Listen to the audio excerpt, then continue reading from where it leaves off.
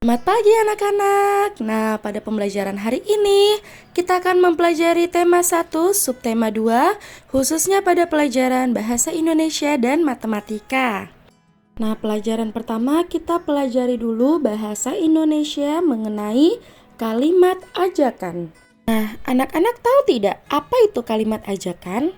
Kalimat ajakan adalah pernyataan yang digunakan untuk mengajak seseorang melakukan sesuatu bersama-sama. Contohnya bagaimana Ibu Guru? Contohnya seperti, "Hai Randi, ayo kita main layangan di lapangan." Atau, "Hai Siska, ayo kita main masak-masakan." Itu merupakan salah satu contoh kalimat ajakan. Tapi Ibu Guru masih bingung, Bu Guru. Oke, Ibu Guru kasih contoh lagi. Nah, sekarang anak-anak coba perhatikan gambar berikut. Di sini ada dua anak bernama Randi dan Dika. Randi yang berambut hitam dan Dika berambut coklat. Di sini Dika berkata, Hai Randi, apa kamu sudah mengerjakan tugas menggambar dari ibu guru?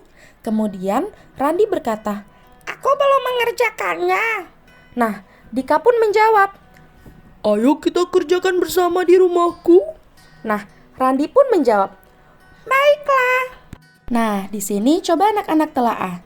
Apakah kalimat, "Hai Randi, apa kamu sudah mengerjakan tugas menggambar dari Ibu Guru?" Itu merupakan kalimat ajakan atau kalimat pertanyaan? Tepat sekali, itu merupakan kalimat pertanyaan. Kemudian, apakah "aku belum mengerjakannya" itu merupakan kalimat ajakan? Bukan. Kemudian, apakah kata "baiklah" merupakan kalimat ajakan? Tentu saja bukan. Jadi jawabannya adalah kalimat ajakan, yaitu "Ayo kita kerjakan bersama di rumahku." Karena di sini Dika mengajak Randi untuk mengerjakan sesuatu bersama-sama. Ibu Guru, kata apa yang bisa dipakai untuk membuat kalimat ajakan? Kata yang bisa kita gunakan dalam membuat kalimat ajakan adalah diawali dengan kata "ayo", "yuk", atau "maukah". Jadi sampai di sini Ibu Guru harap anak-anak sudah paham. Kemarin Ibu ingat kalau anak-anak sudah mengerjakan tugas membuat kalimat ajakan. Jadi Ibu yakin anak-anak Ibu Guru pasti sudah paham dan sangat cerdas. Sekarang kita lanjut pada pembelajaran matematika. Pada pembelajaran matematika kita akan belajar mengenai membandingkan bilangan 3 angka. Apa itu membandingkan bilangan 3 angka, Ibu Guru? Nah, membandingkan bilangan 3 angka artinya membandingkan bilangan yang dilakukan dengan menentukan bilangan mana yang lebih banyak dari, kurang dari, atau sama dengan. Masih bingung? Nah, sekarang Ibu Guru akan menjelaskan lebih detail. Nah, coba anak-anak perhatikan gambar berikut. Kalau lebih banyak dari, maka dilambangkan dengan tanda seperti ini. Sedangkan kalau kurang dari, maka dilambangkan dengan tanda seperti ini. Dan jika sama dengan, maka dilambangkan dengan tanda seperti ini. Tapi Ibu Guru, aku susah mengingat antara lambang lebih banyak dan lebih kecil atau lebih kurang. Nah, jika kalian tidak bisa mengingatnya, Ibu punya cara yang lebih mudah. Caranya, jika lebih banyak, coba anak-anak tarik garis di belakang. Dia akan membentuk huruf B, artinya besar atau banyak. Nah, sama halnya dengan lambang yang kurang. Coba anak-anak tarik garis lurus di belakang lambang tersebut. Maka akan membentuk huruf K, artinya kecil atau kurang. Nah, cara membandingkan bilangannya yaitu pertama, bandingkan terlebih dahulu ratusannya. Jika ratusannya sama, maka bandingkanlah puluhannya. Tapi jika puluhannya sama, maka bandingkanlah satuannya. Jadi dibandingkan dulu dari ratusan. Kemudian jika memang sama berarti puluhan. Kemudian kalau masih sama berarti bandingkanlah satuannya. Nah, sekarang anak-anak coba perhatikan contoh berikut. Di bagian kiri ada dua bilangan di dalam kotak. Yang pertama 547, yang kedua 576. Nah, ingat syarat pertama, bandingkan dulu bagian depannya. Oh, bagian depannya, bagian ratusannya sama-sama 500. Oh, berarti masih sama. Coba bandingkan bagian puluhan. Oh, bagian puluhannya beda. Yang satu 40, yang satu 70. Sekarang coba anak-anak mikir, angka 40 dan 70 besaran mana? Tentu saja 70. Artinya 547 lebih kecil dari 576. Nah sekarang ayo sama-sama kita lanjut pada bilangan yang di bagian kanan. Ada 647 dan 547. 600 dan 500 berbeda. 6 dan 5 besaran mana? Tentu saja besaran 6. Artinya 647 lebih besar dari 547. Nomor 2, 732 dan 785. Coba perhatikan depannya. Oh, sama-sama 700. Sekarang kita perhatikan angka puluhannya. 30 dan 80. Besaran mana 30 dan 80? Tentu saja 80. Artinya 732 lebih kecil dari 785. Nah sekarang nomor 3, coba perhatikan 895 dan 897. Nah coba perhatikan ratusannya, sama-sama angka 8. Berarti kita perhatikan puluhannya.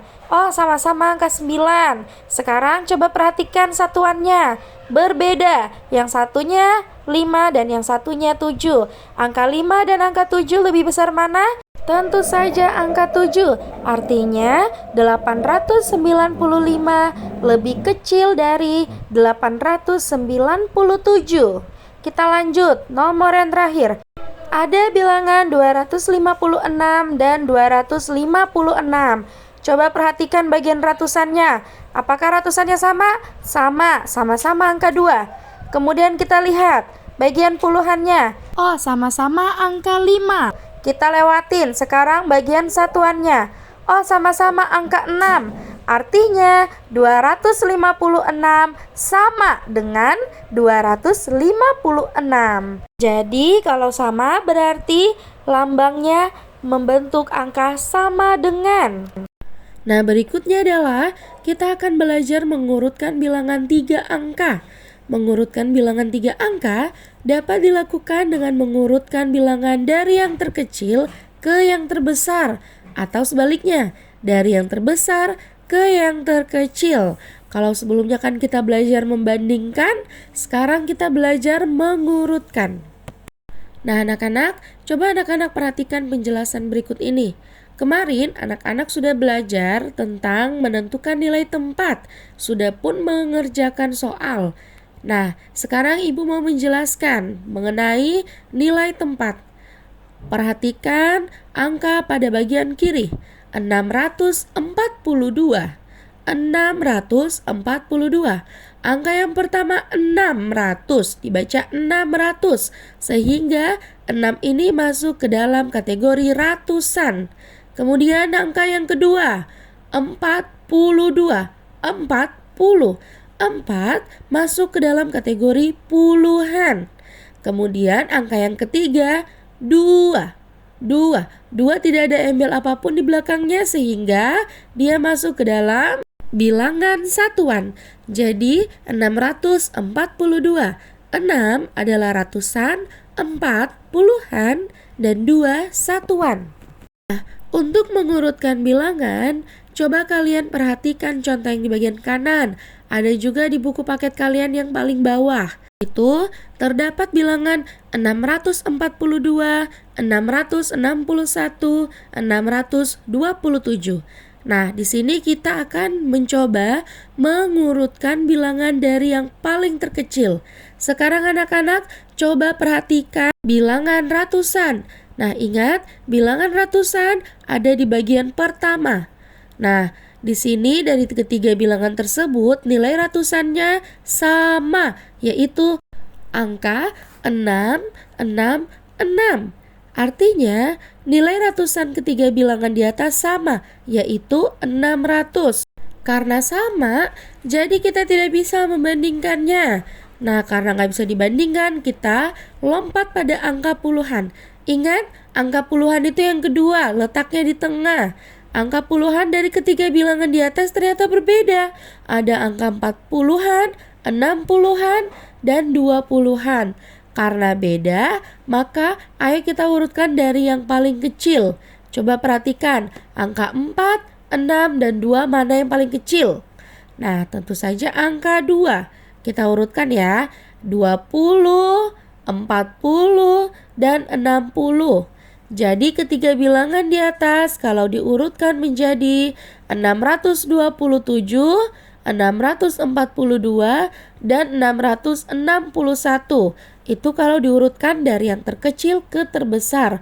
Kalau diurutkan dari terbesar ke terkecil, berarti kalian cari dulu angka yang paling besar yang mana. Jadi kalau diurutkan dari yang terbesar ke terkecil menjadi 661, 642, dan 627. Nah, itulah beberapa penjelasan dari materi yang kita pelajari di tema 1 subtema 2. Semoga sampai di sini anak-anak sudah paham. Jika belum paham, silakan diputar kembali video pembelajaran ini. Jangan lupa untuk mengerjakan tugas yang diberikan Ibu Guru Dila. Sekian pembelajaran kita hari ini, semoga bermanfaat dan selamat belajar anak-anak.